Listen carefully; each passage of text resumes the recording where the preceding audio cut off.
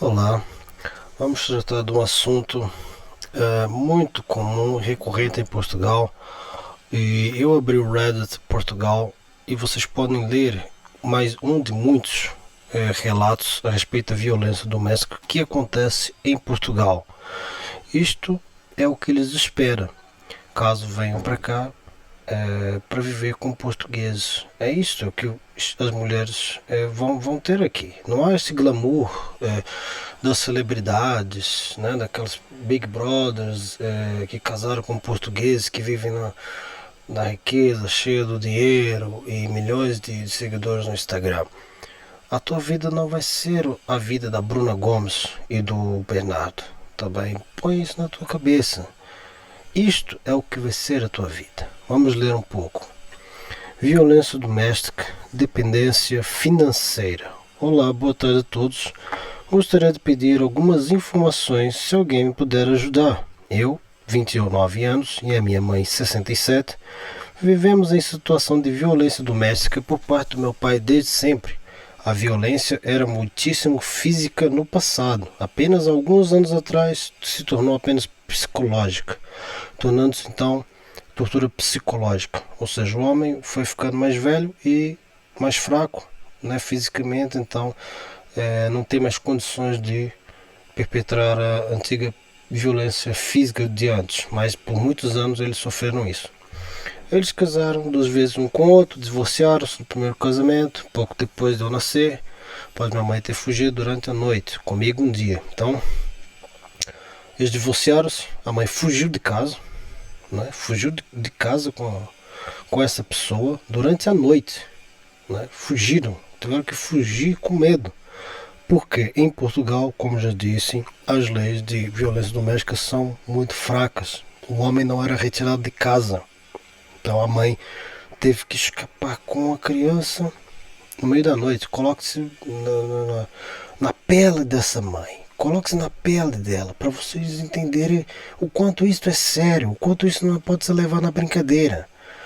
Depois, a típica história, ele voltou a dizer que estava diferente, minha mãe acreditou e voltaram a casar. Então ela acreditou que o homem tinha mudado. Ela queria dar-me um futuro melhor.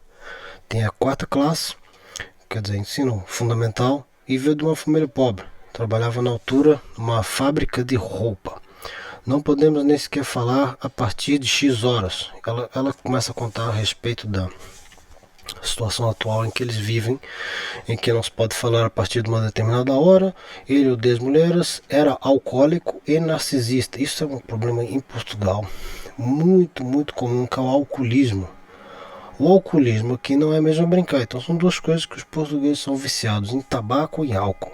São duas coisas. E logo a seguir o futebol.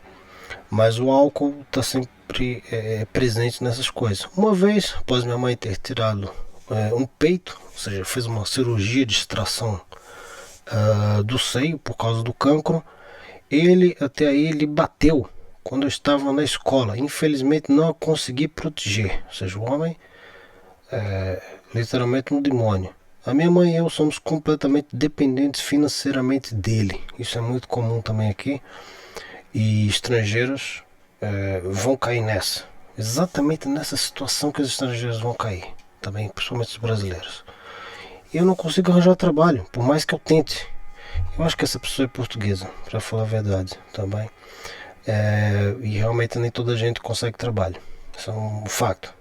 Andei na faculdade, mas não consegui acabar o mestrado. Não procuro emprego na minha área porque não posso exercer psicologia.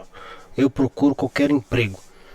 Contudo, não consigo trabalhar porque tenho diversos problemas de saúde mental graves que são muito debilitantes, que tornam muito difícil. Sinto muito culpado por isso. Minha saúde mental e física cada vez pior. Continuo a contar mais a respeito do pai. O meu pai, inclusive, já cometeu vários crimes de violência a crianças quando era professor. Leiam isso daqui.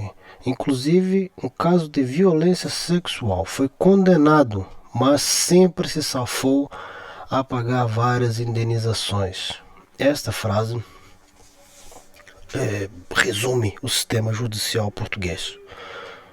Basta ler isso daqui, consegue perceber como é que as coisas funcionam nesse país na prática.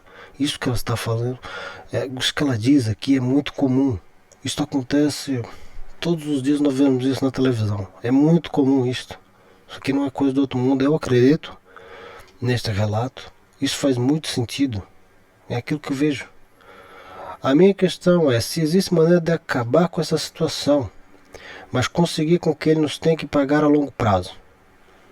Eles são casados em comunhão de bens adquiridos.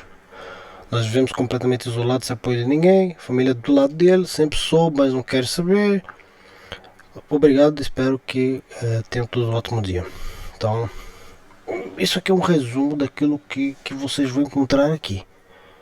Também não há como fazer a glamorização, nem nada disso. Esta é a realidade.